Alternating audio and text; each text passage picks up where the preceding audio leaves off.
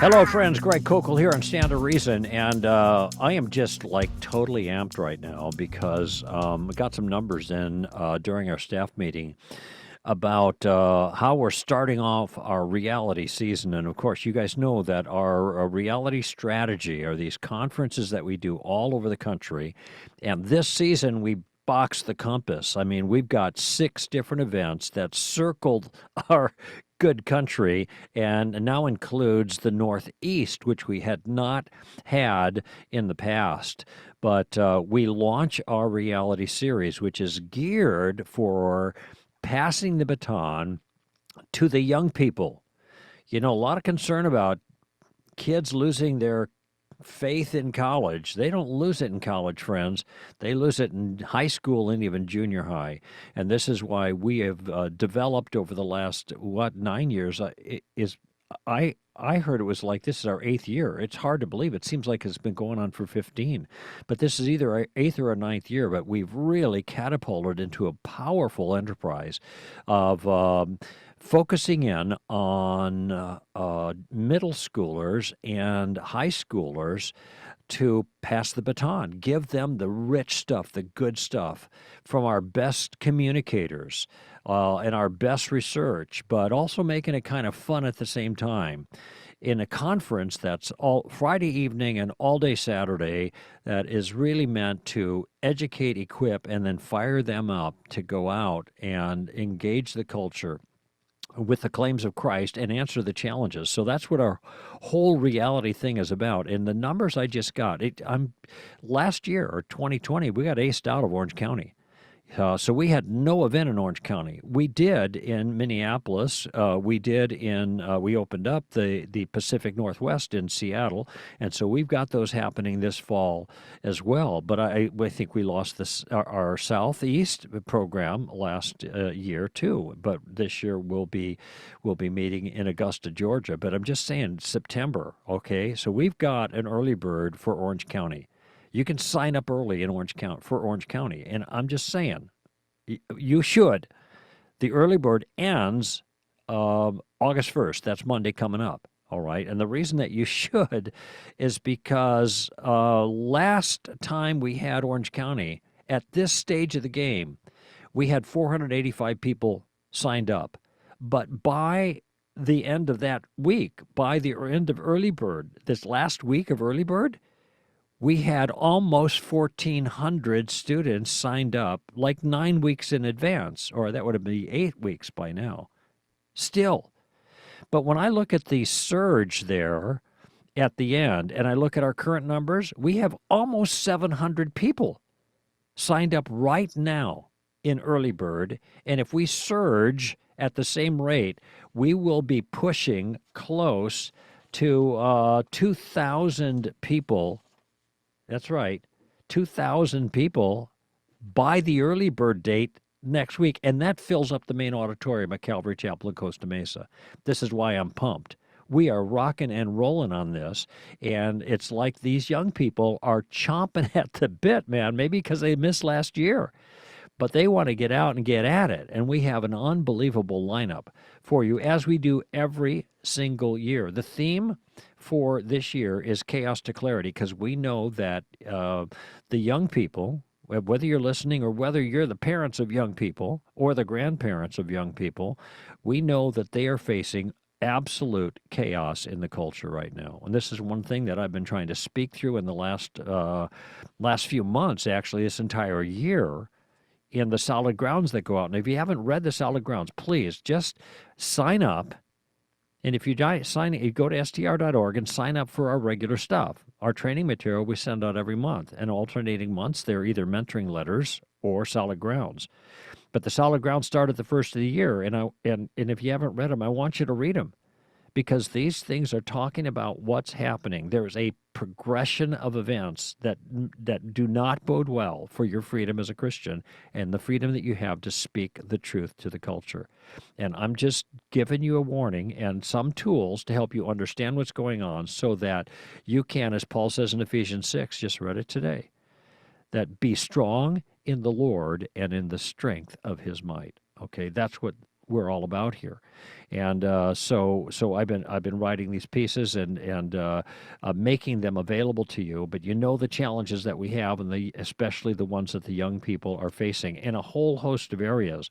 And this particular series, From Chaos to Clarity, starting in September and going through the spring, at our different locations all over the country, is meant to provide some fabulous training, insight, perspective, encouragement, foundation for your young person. When I say that young people, middle schoolers and high schoolers, okay, we got younger folk that come and get a lot out of it, and we got older folk too.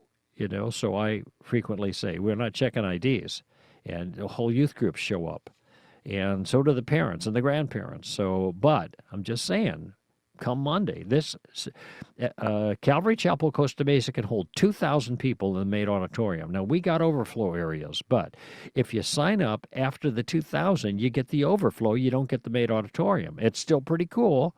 You're watching a screen. It's great, but just want to encourage you to sign up early so you can get into the main auditorium. All right. And certainly secure your place, because at some point we're going to have to say no even to the overflow. And it is very likely that we are going to have to shut down registrations before we have the event. The event is in 9 weeks. All right. It's September 24th and 25th. And Calvary Chapel, Costa Mesa. We draw people from all over the country, particularly from our area, 15 states roughly from around here, roughly bordering, but we also have coming up in November, October 15th and 16th in Seattle. We're going to be in Minneapolis, St. Paul again at Grace Church, Eden Prairie, November 12th and 13th. And even with COVID, we had 1,300 people show up there. Without COVID, we're going to blast right through our numbers. The first year, it was just, I think it was 2,400 students before we got limited by COVID. We're also going to be in Dallas on the February 25th and 26th, and opening up in Augusta, that city, April 22nd and 23rd. But in March, right between those two, Philly will be in Philadelphia area, 25th and 26th. So we're just absolutely thrilled to be able to just to watch what God's doing. I mean, it's just very cool, all right? But I'm telling you, if you want to get into the main auditorium, you better act quickly. You also get the early bird. So if you go to realityapologetics.com, I think that's the site, realityapologetics.com, it'll give you all the skinny on all the sites. And you can sign up now, save some money, by August 1st, Monday, and be part of the Southern California event. And of course, you can sign up afterwards, but you run the risk of being assigned to an outside venue. You get all the workshops and everything, but you're just going to be scooted off to the side a little bit. I want you to be in the main event here. But what we've been doing here, and actually my intent over the next say 9 weeks, I'll be featuring some of our absolutely fabulous team of speakers who will be training the young people, you or your young people, whoever's listening here, passing the baton to them. And first on board today is the fabulous Megan Almon. And she is one of Scott Klusendorf's amazing team at Life Training Institute, been there since 2009, and is a regular speaker also at Summit, along with her husband, Tripp. And Tripp is going to be also part of the faculty. I just found out she was a champion gymnast, too, maybe in a former life, the way it feels to her right now, at the University of Georgia. Megan, I feel kind of like you're a little bit of a spiritual grandchild to me, because you've been tutored by a former SDR speaker, Scott Klusendorf, for many years, and Scott's was on our team for quite a number of years. One of the most magnificent guys I know, and he is producing a fabulous team of which you are a member. It's what a treat to have you on board today. Yeah, I am so excited to be both on the show and coming to Reality. This is a dream come true for me, so I'm thrilled. Yeah, I just realized this. This is the first. I don't know how you slipped by, but this is the first time we've had you on board with something. So Mhm. you and I have done events with Craig Hazen before, and memorably, as I recall, a couple years Yeah. ago, and we had a fun time. Kind of afterwards in a strange place where we were trying to get food that didn't exist, and Right. that was a weird thing. Mhm. And I mean, there was some warm over thing sitting in the side that maybe somebody's Oh, leftovers. I don't know, but that was kind I of a wasn't crazy going evening. wasn't going near that, but I remember it. And but look at what you do for Scott LTI Life Training Institute. You speak everywhere. You speak to high schools. You speak at universities. You have a finger on the pulse of the younger generation. In a way I certainly don't have, and all of your work with Trip over at Summit in Colorado Springs, and also their satellite schools. Tell me, I mean, how critical is it from your perspective to be passing the baton early to our young people? Yeah, I think it is, of course, hugely critical. I love that when we speak at Summit, or when Scott speaks at Summit, and thank you for the kind words about him. I agree. He's just the real deal. Mm, Summit puts us on the first day of their 12-day student conferences. And I think they do that intentionally, and because they understand if we're going to be sharing the gospel with the world around us and learning these ways to pave potholes, and as apologetics does, hmm um, that's going to be really hard to do in a world that has forgotten what it means to be human and valuable, which is really the hmm crux of what we talk about. So for these students, if they're not understanding that, then they're in big trouble already. And I think that hmm our conversations in apologetics as they go right now, for the longest time, the questions have been there about who is God, how hmm did we get here, and we're still answering those questions. But more than ever before, I think, or I feel like when I'm out there, people are wrestling over the question of what it even means to be human right now. hmm I'm so glad you brought that up, and this isn't in my notes at all, but it triggers some thoughts that I wanted to touch base with you on. One of the biggest things right now is the whole transgender issue, and I think of I think of the people the terrible struggle it is for people who are experiencing Mm-hmm. this dysphoria, and beyond that, this sense of being broken and trying to repair it. And the culture is telling them your body is broken, not your mind, And so let's fix your body. Your body's the wrong body. Mm-hmm. And so there's an attempt to try to change that. But it just strikes me that people in this situation, I think of Bruce Jenner, for example, he is and I don't mean this disrespectfully or insensitively, but Bruce Jenner will be a broken person his whole life. He will never be unified.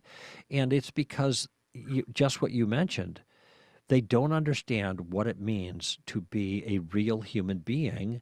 And when I say real, I mean not that they're not genuine people, but they're not understanding how God made them to be. And insofar as we live outside of that, Mm-hmm. we are living in a lie that causes a breakage in us that can never be satisfying. Does that Yeah, make sense? it makes absolute sense. And I mean, really, I think the issues are related, not just in terms of them both dealing with sexual ethics in some way, but just with this very idea that we are embodied beings living in a world right now that thinks for the most part the body is somehow less than, that you can do to and with your body whatever you want to do, and it doesn't really affect you. And so we're Hmm seeing this play out because, as we teach at Summit and elsewhere all the time, ideas have consequences. I mean, I learned that from you first, Greg, and hmm it's so true. And when, as long as this is the ideas that are permeating, people's thoughts and minds, the longer they'll continue to live in this kind of disembodied state, as it were. When Right, when right. Christianity never ever separated the two, hmm the body Well, from the right at the soul. as you pointed out, right at the core Mhm. of the whole pro-life question, and it is the question of what does it mean to be human. Mhm. And this demonstrates that this issue, and this is the point you're making, Megan, is not some kind of isolated thing that certain people, yeah, that's their thing. Oh, that's a Klusnorf thing, that's an Almon thing, I'm glad we got them around, but that they're kind of off in this side deal. It's not a side deal. It's front and center. The broad issue is front and center, and it has ramifications for the abortion question, but it has ramifications for all kinds of other things as well. Absolutely. Absolutely. I think when I try to set it up for students and they'll hear this at Reality, they'll hear it more and deeper than we can go here and now. But there is this Hmm. one idea that kind of runs right beneath the abortion issue and also beneath many of the injustices that we're facing. We just tend to talk about abortion differently. Um, Hmm. and for reasons that you know well, it's trying to make it more of this kind of that's your truth type of idea Yeah, when it comes right. to this one. But that idea is that somehow we've adopted that some human beings matter more than other human beings. Hmm. Not a new idea; it's been around for a really long time, but Hmm. it's manifesting in a way Well, that's that's interesting, because it sounds to me like you're making like a little side reference to the whole racial justice issue, because that is a problem, obviously, the absolutely. issue, and the issue that you just identified, that some human beings are better than others. But this is precisely what plays out in the abortion issue. Yeah. One human in the womb is not as valuable as another human who is not in the womb, Hmm. or other humans not in the womb that may be inconvenienced in some way. Hmm. That's a great connection. I hadn't really thought about that as much, but again, this broader issue relates to so many things. It connects. Uh, Hmm. Now, you're going to be doing a number of presentations for us at the reality sessions. First one starting, as I mentioned, September 24th and 25th here in Orange County, Southern California. And oh, by the way, just as an aside, Disneyland is open. Oh, I'm just saying, for people thinking about flying in, Disneyland is open. Last I heard, so you want to make a longer trip, that might be an additional appeal. And I just drove down the coast this morning on the way in from Malibu, and there are a lot of surfers out, so things are real nice right now in Southern California.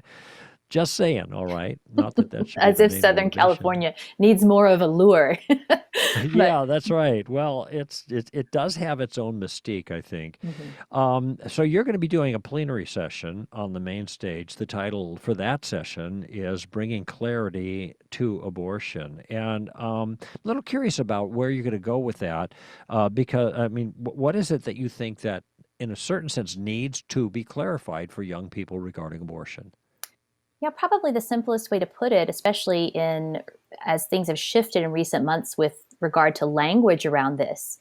Even the term pro-life has been twisted somewhat, and we'll get into why that is and whatnot. But what I want them to understand is what it means to be pro-life. When it Hmm. comes to this issue and when it comes to the pro-life view that has room within it to speak to other issues very clearly and well and even beautifully. So we will talk about a little bit about our cultural moment. We will talk about the fact that there are many, many hard things that bump into the abortion issue, which in most cases, when you're having a conversation with someone, these are the areas that end up getting talked about, but not the issue itself. Hmm. Um, and so we'll talk about why abortion is wrong, and then we'll learn how to make a very clear case for the pro life view. So these students and others who come from the youngest to the oldest will leave with some tools that they can go and use right away in Hmm. conversations wherever they find themselves. Sure, and I know that you're going to deliver on that, because I know you, and I know your training. I know Scott. I know LTI and the whole thing, and they're just an encouragement with my knowledge about these kinds of things. That this is an area Christians can manage. I Yeah. mean, there are a lot of issues that are very complex and they're very detailed. I mean, you think of, how do you deal with evolution? How do you deal with the problem of evil or something? How do you deal with this, that, and the other thing? And there's all these nuances and in and out and whatever. But when it comes to the abortion issue, even though there more and more there's kind of boutique objections regarding the pro-life view, the foundation is pretty straightforward. Would that be fair to say? It is. It's very straightforward. And when you learn, I think, the basic categories, then you can learn in a conversation where you need to go. And that's not to say that everything comes out scripted, because people are complex and this Right. issue hurts people. And so there is a sensitivity there, an artfulness, if you will, in the tactics that you're using, to use some great STR language. But if you understand the basic categories of what's going on, then you have room to go, I hear this objection, I know where to go with that. Yeah, Mhm. yeah. You mentioned something that intrigued me a second ago. You said there's a kind of a cultural moment here. Now, of course, abortion issue has been a huge issue since 1973. That was the year I became a Christian. That's been almost half a century, okay? Mhm. We're 2 years shy of a half a century since Roe v. Wade. So this has been a cultural issue for all that time. But you mentioned something about a cultural moment. Do you see a particular opening here in a certain sense? What were you referring to when you use that phrase? I think maybe an opportunity, because it is chaotic.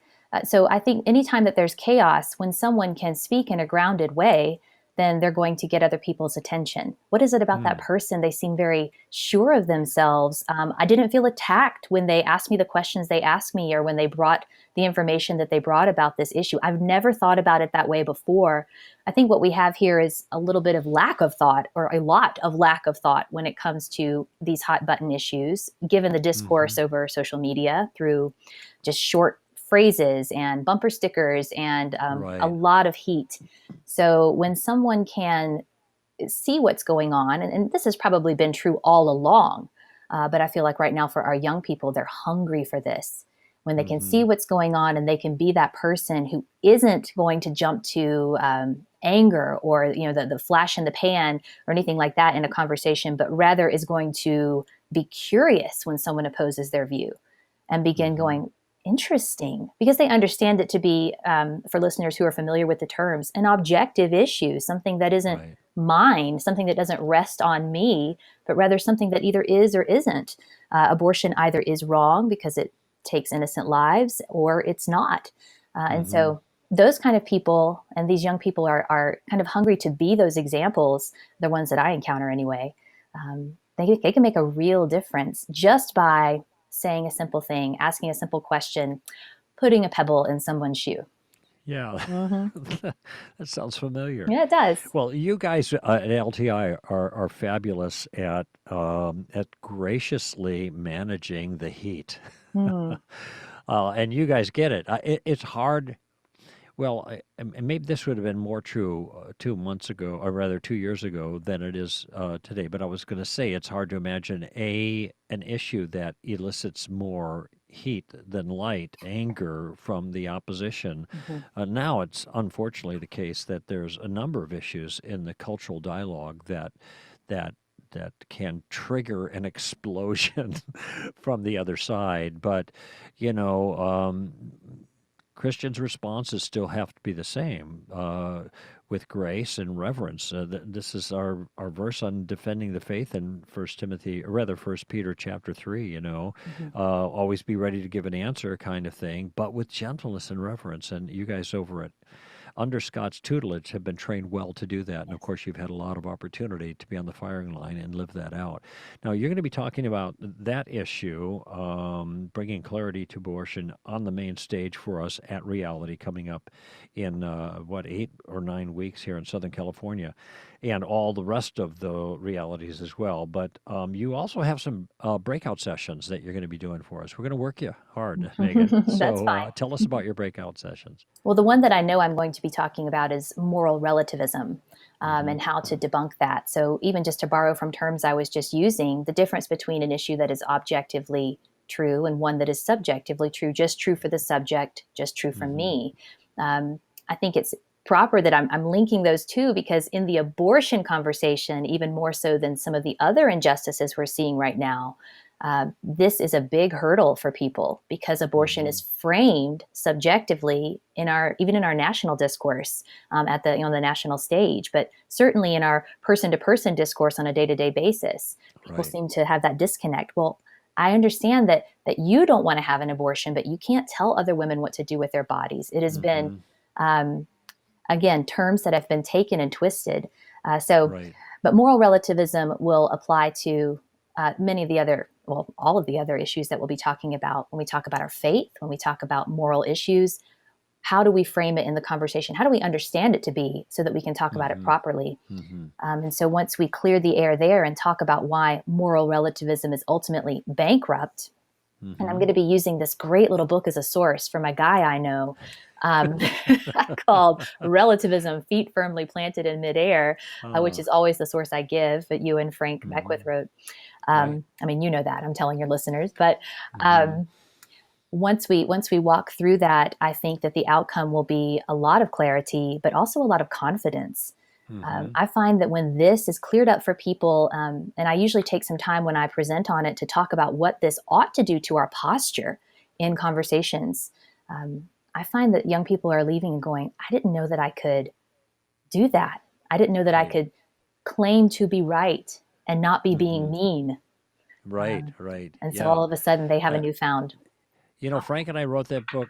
We wrote that book in 1998 as the first book that I was involved in. It's like published. Baker Bookhouse published it. Still in play. I'm glad to hear it. I think over 50,000 books have sold, and I wish it was like 10 times more. Mhm. Every author probably believes that, but I'm saying it from the perspective of the need Mhm. that Christians have to understand the shell game that's been going on in this area. And it was just maybe a year or two ago that Amy Hall mentioned, she said, this issue is bigger now than it ever has been. The whole relativism issue, not just moral relativism, but relativism in all of its species, so to speak, all the different permutations of relativism, the you do you mentality, and how, boy, is that a factor in the whole gender debate? It's Mhm. all about the individual and what they want, and that's the crowning factor. That's what matters. What's right is what you think is right for you, and I'm really glad you're going to be teaching on that. And now, your husband's also doing a session. At least one, I know, right? So Trip will come along, and I noticed in the promo material, I think I saw him with his gargantuan beard, and I saw him a few moments. He looks like a swamp guy, in that picture. But yeah, I'm getting the stink eye here from Kyle because his beard is getting longer and longer on the other side of the window here as we speak. It's getting longer. But then he before the show we got a chance to visit here by Zoom with Mhm. your husband, and he stuck his head in, and he was all trimmed up. He looked a lot more Yeah, civilized. he So lost the beard. He got tired of maintaining it. yeah, he just it's like, yeah, there's just all kinds of things that can get caught in it and birds nest in it and all right. Hmm. However, okay, he's going to be one of the presenters apparently on the problem of evil. So do Yes. you know anything about his presentation? I know that just like me, he was listening to the show, this show, long before we ever got into this line of work. So he'll be talking. I think it's an issue that he really loves to come at. He gives, of course, an intellectual answer to the problem of evil, which isn't always what people are looking for. And I think he's going to Mm-hmm. talk about exactly that. So we have a Mm-hmm. satisfying answer from the Christian worldview, but Mm-hmm. because he was a pastor for 10 years, he certainly understands the depth that people go, that's not really where my struggle is with this. So he'll be Well, able you to know what? speak to both. Yeah, well, that's good. But Dennis Prager, the Jewish Mhm. talk show host around the country, conservative, great friend of Christians, and he made a statement about this once that really stuck with me. And he said, when Jewish people point to the Holocaust as a great evil and ask why, they don't want to be comforted necessarily. They want an answer. Hmm. They want an answer. So sometimes that so-called intellectual angle Hmm. turns out to be a whole lot more important to people than we may give it credit for. So I'm glad that Trip's going to be handling both those things. Look, I noticed we got some callers on board, and it Okay. turns out, Megan, Hmm. that the first caller is calling on the issue of abortion. And so, do you mind hanging on here a little bit and help me out with this one? Sure thing. We got the super pro on board. Let's go to break, and we'll come back with Meg Almon, who is one of our premier speakers for this year's series. And our year starts like the school year, in the fall and ends in the spring.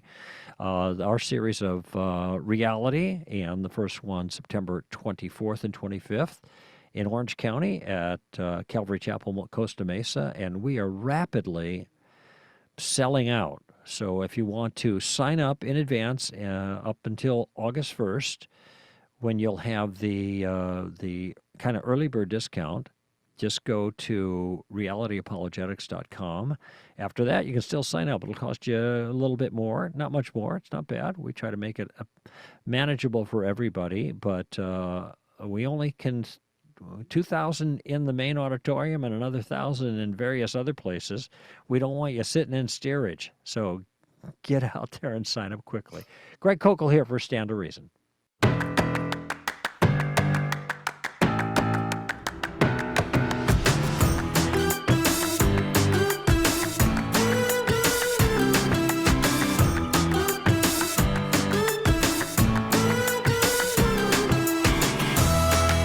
Greg Koukl back at you here on Stand to Reason, giving you a piece of my mind today, and I got a little helper on the side here.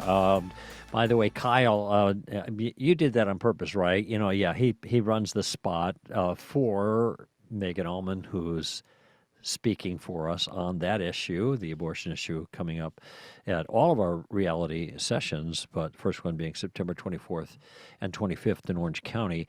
And my little helper, I said, because our first caller has a question regarding the issue, and, I'll probably have some thoughts on it, but I want to hear from Meg first. So let's go to Mark, and we don't have a location for you, Mark, but welcome to the show. Thanks for calling in. Hey, man, this is cool. I've got a tag team on this. Well, hey, all right, here it is. I have a situation that's really aggravating. I listen to there's a Christian radio, local Christian radio talk show in the morning, and there's been several times. I'm going to write them a letter, but there's been several times where they are talking about pro-life, and and I'm telling you what, the one gal who does most of the talk, she stated on the radio the other day that she believes that it's a person right from conception, and she's right along with all that. All right, but they keep mixing this up, like. This one guest preacher they had on, this dude was like kind of relating pro-life to taking care of poor people. And then they do a lot of stuff like that. And then, even the other day, they had a blood drive up around here, and they had a real good turnout, and Cal made the statement that proves that we're pro-life. And I know it's kind of hurtful, I think, because to me, I don't know, but really, when I think pro-life, the way that I talk to people, really what I mean is anti-abortion. And I think the message gets mixed up when they do this.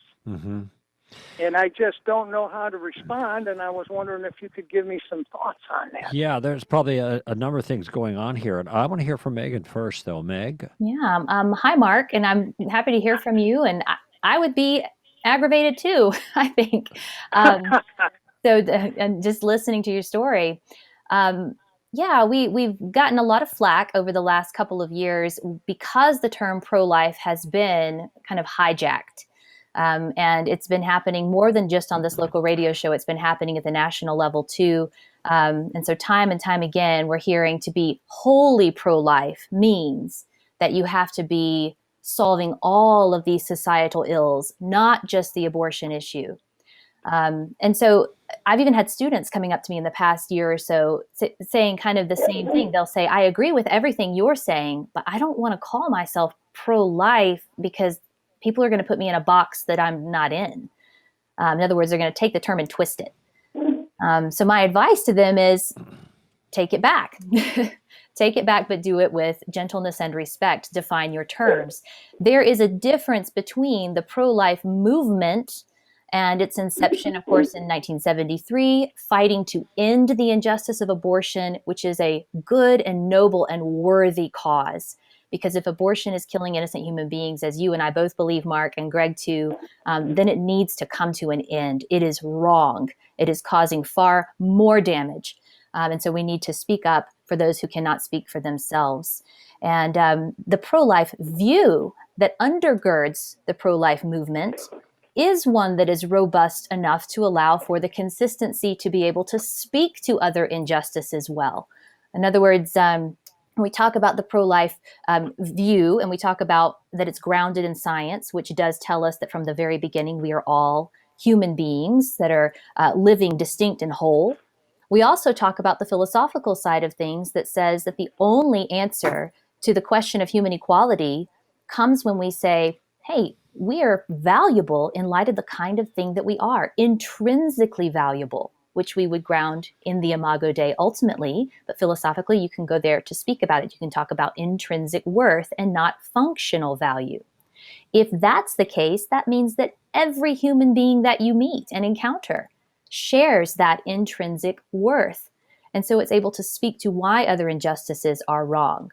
But when we start saying that to be pro-life means that you must be solving all of these issues, I think we're doing more harm than good. As my boss, Scott Klusendorf at Life Training Institute would say, nobody's fussing at the American Cancer Society because they're not curing heart disease while they're at it. They have a very focused goal, and that is a good thing. Yeah. Yeah. This is when I listen to this objection, it starts to get me a little bit miffed. Okay. And so I have to be careful. And the reason why it gets me miffed, and I'm sympathetic to what your friend said. She said, if I got you right, Mark, that she is pro-life, but she's afraid to say she's pro-life because she's going to be besieged by others because she's not pro-life enough.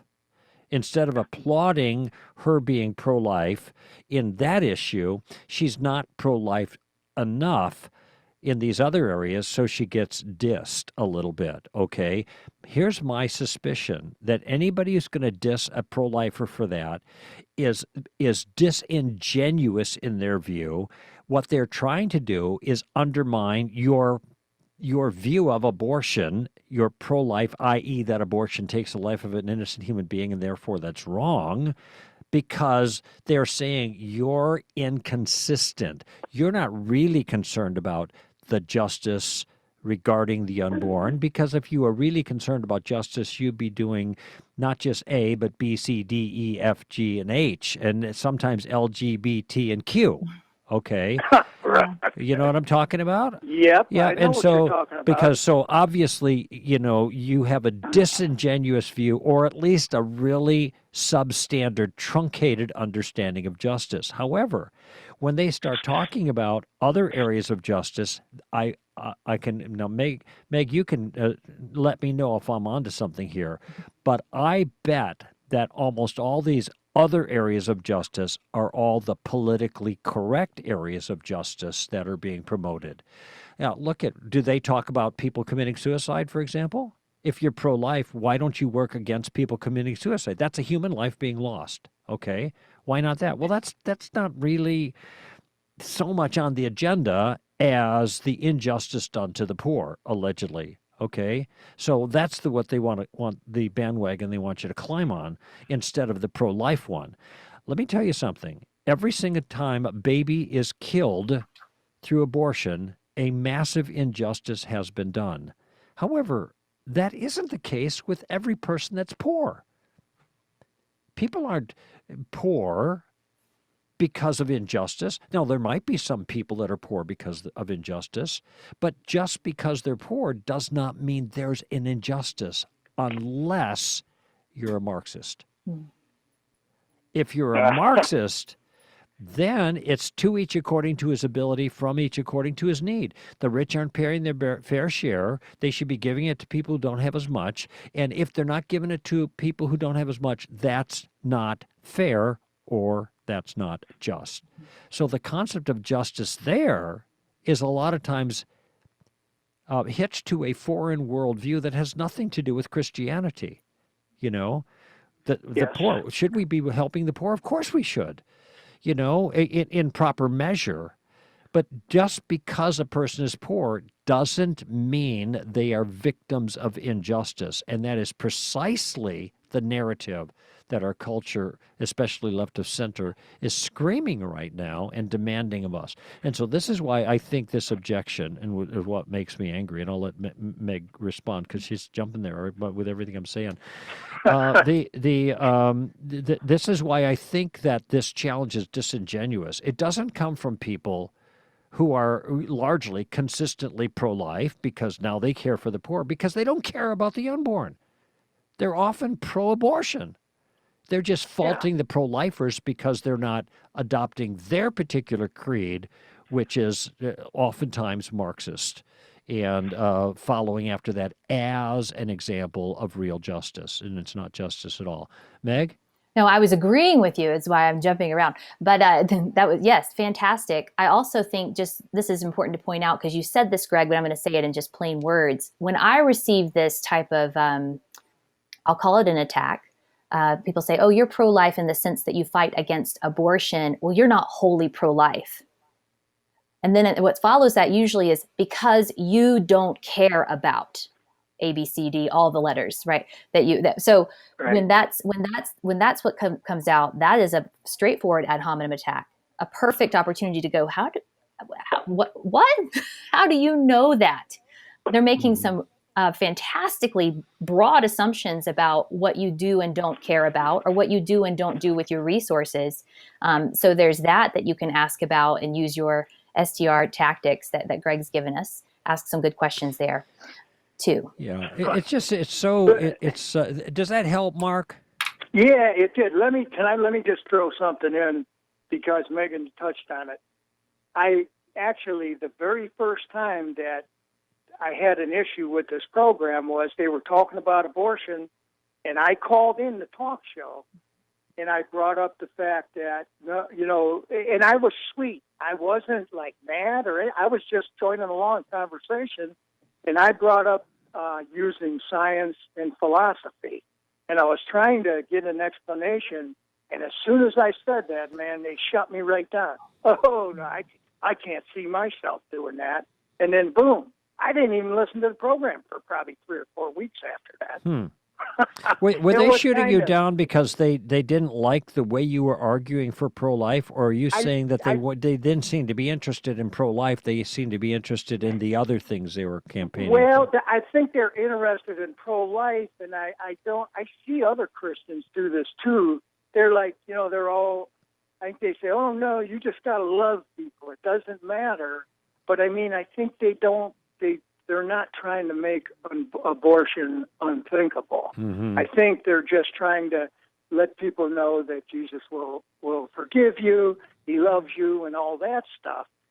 She may be leaning that way a little bit too, but then sometimes all the social issues and all that, sometimes I get a kind of a feeling that maybe some of them are buying into that too. I don't, it's just, it's just aggravating. Yeah, well, the forgiveness issue is really important, and I know the LTI crowd emphasizes that all the time because we know people are burdened under the guilt, and that abortion is no less forgivable than any other sin we commit.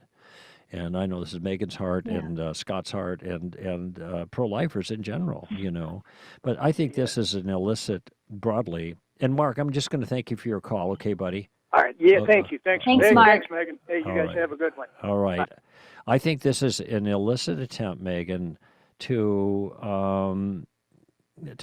undermine the pro-life view. It isn't to expand it. No. It's really meant to kind of undermine our convictions and try to drag us into some other area, which, everybody's got their wheelhouse. Everybody does what they can do. Mm-hmm. I mean, and presumably, and you are, and we are, and pro-lifers are doing what they can do. It doesn't mean they have to solve every ill of society. No, and if anything, they need our support, not discouragement. It's a tough world out there. And they're trying to fight for the most vulnerable among us. And in doing so, to tell everyone really a better story about themselves. Mm-hmm. Meg, what a treat to talk with you. And in 8 weeks, I get to see you. Now, I'm flying out tomorrow to Summit, but in South Carolina. And you're now in Colorado Springs area, right? In Manitou. That's right. So I won't see you tomorrow. Not tomorrow. You're not going to be out there. I'll fly to South Carolina the first week of August, so the second week of that session. Oh, I see. Well, okay. Well, I won't. Yeah. Bummer. You and Tripp. I think Tripp is on the docket too. I saw the lineup. So, and Scott's already. I think Scott's there yesterday or today or something like that. Yeah. But anyway, I'm glad to throw a lot in with the Summit crowd, even though you won't be there tomorrow to see. But I will see you in about 9 weeks. September 24th and 25th at our wonderful Reality in Orange County. And looking forward to seeing both you and Tripp there. I'm looking forward to being there. Thanks, Greg. All right, buddy. Good talking to you, and too. Thanks so much. Let's take a quick break here. Well, let me just yeah, let's do that. Let's take a quick break, and then we'll have Dayton, Ohio, and James coming up on Stand to Reason.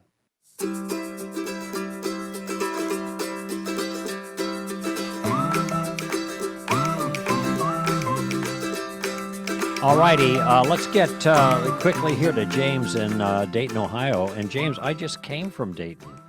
I was there yesterday. Were you part of the crowd?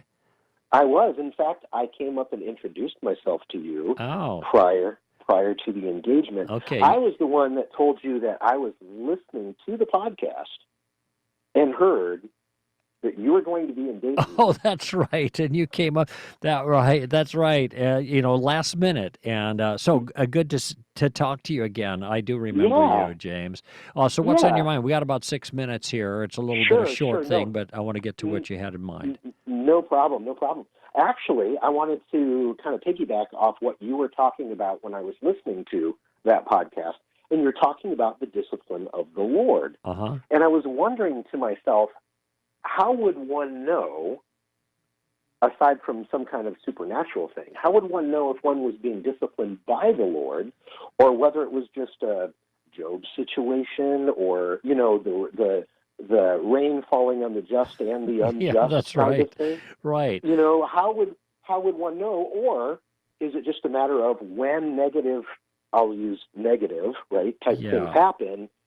It's how we're processing it. So subjective versus objective type. Yeah, I think that's a great question, but I think there's a fairly simple answer. And I'm taking discipline in this case to be training as opposed to God responding to something wrong that we did. And so there's a kind of chastisement, or at least there's that element of the training. And if you're going to be in a goofball and messing up a lot, and then that's pretty clear. Then when you get in trouble, God's there taking you to the woodshed or something. But largely what I was talking about in my own commentary was in Hebrews 12 about the training that God is doing in training us up in virtue and using it. And so your question is, well, how do I know when God's kind of training me here, or when it's just the way things go? And here's where I think Romans 8:28 comes in, and this is where I think I talked about the passage. Right. And here's the verse, and I want to encourage anybody listening that if you ever quote the verse, you always quote the entire thing, all right? And here's the way it goes. And it might be 8:28 and 29, but here's the way it goes. We know, that's how it starts, we know that God causes, both very important, we know that God causes everything to work for good, for those who love him, and for those who are called according to his purpose. For those whom he foreknew, he predestined to conform. He predestined that they be conformed to the image of his Son. I think I got it right there.